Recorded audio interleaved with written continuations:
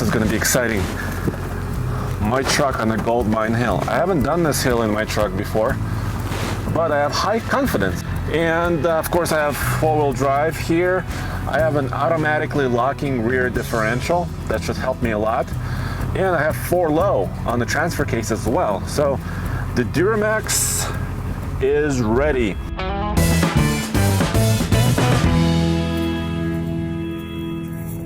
Howdy folks, Nathan Adlam here with the Fast Lane Truck, and we are on Gold Mine Hill. Now, a lot of you have asked us to use older trucks to try to go up this hill, and that's exactly what we're doing. We're using Andre's 2002 Chevrolet Silverado 2500 with the big bag diesel and KO2s. And I want to drive, baby. Let me drive. No way, dude. See you later. Oh, come on. Oh, wait a minute. Ooh, two-wheel drive, still going. The rear locker is really helping me out. Thank you, G80. Nathan's gonna have to walk up this.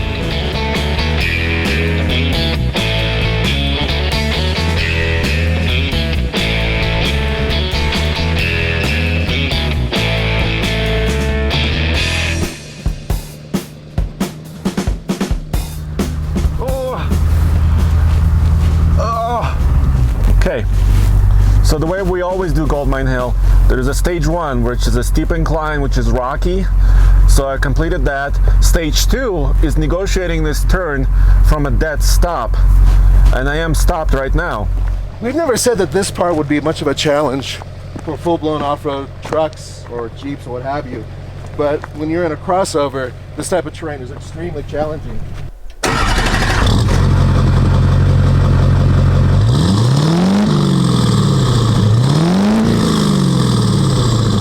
Now under the hood is a 6.6 liter Duramax V8 turbo diesel, and this is one of the main reasons why I purchased this truck.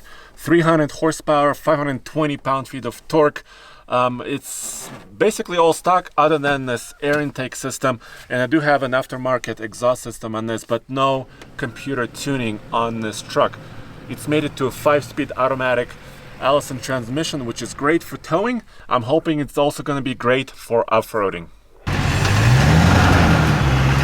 You better be in 4-wheel drive. You can't do this in 2. That's what I was saying. I'm gonna go to 4 high. I bet you will. Okay, I was sliding sideways into this tree, so I'm in 4 high. I don't have to go out and lock my hubs.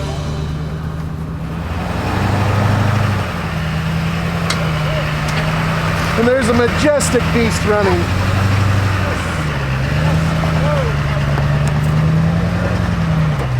Yeah, a bit of an angle, but he's doing it nice.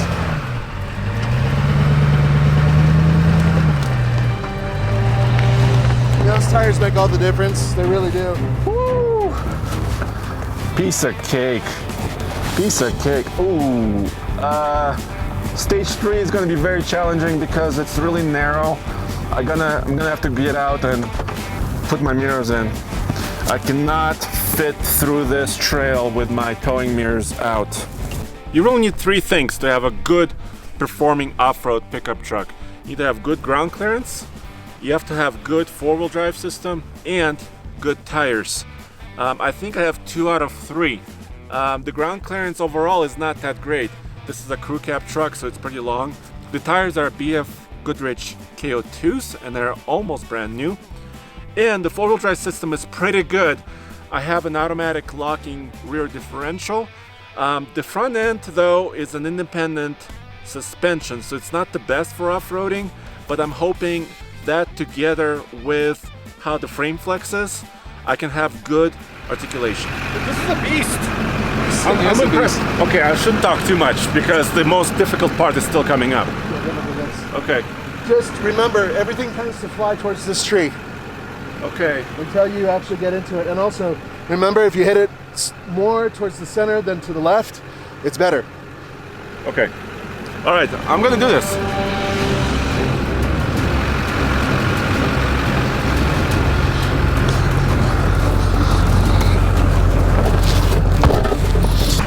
Okay, now, the hardest part is obviously this dip, which some people out there think we try to straddle, and you really can't. It's more than half of the distance in width. So this truck is a crew cab, but it is a short bed, 6.5 foot, not an 8 foot bed for a heavy duty truck. And I did that specifically so I could do a little bit of off-roading. Not hardcore, but having my truck a little bit shorter improves my breakover angle and should help me get over obstacles.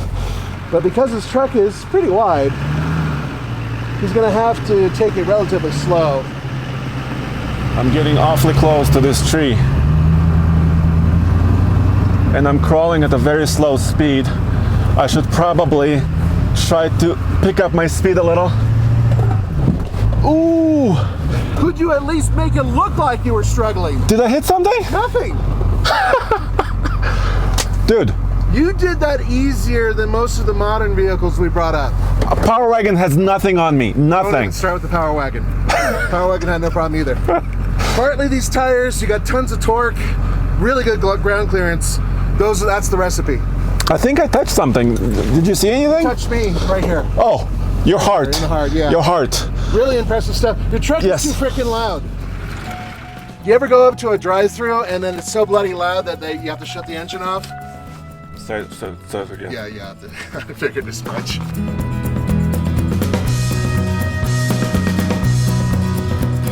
My confidence is sky high right now.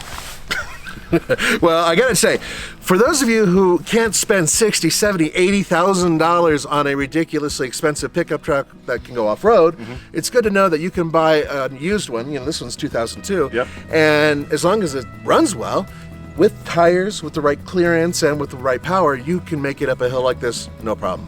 I think the tires had to do a lot with it. Yeah. These are almost brand new KO2s, and I'm very happy with how it did. Yeah, that is fortunate. And you know what else is fortunate? The fact that we have t-shirts for you guys to buy. That's right. iGauntlet shirts are on sale again, and they're on sale through December 14th, which is a limited time offer, but they can be shipped out in time for Christmas. So you can get a shirt, and we also have mugs. Mugs too, which is something I'm going to be buying for myself, like 3 or 4 of them. Thank you so much for joining us for the Fast Lane Truck. This is Nathan. And Andre. We'll see you next time. How come you're taller than me? This is cool. I feel like Roman. Except I don't have hair.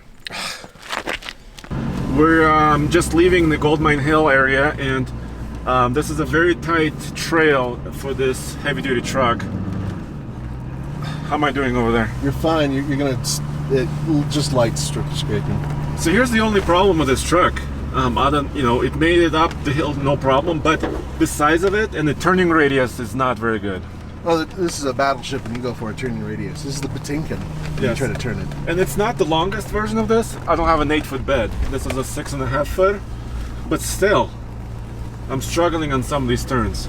You know, and that's really the question. When you buy a 4x4 truck, do you go for having a shorter bed, which gives you a little bit of an easier time maneuverability wise, but then you lose utility? Yeah. And I haven't lost a lot of utility. I carry a camper in this truck. Yeah. And I removed the tailgate basically, and it sticks out the back a little. You tow a boat with it a lot. Yeah, and it's still a usable truck. You throw bodies in the back all the time. No, I don't. Yes. No.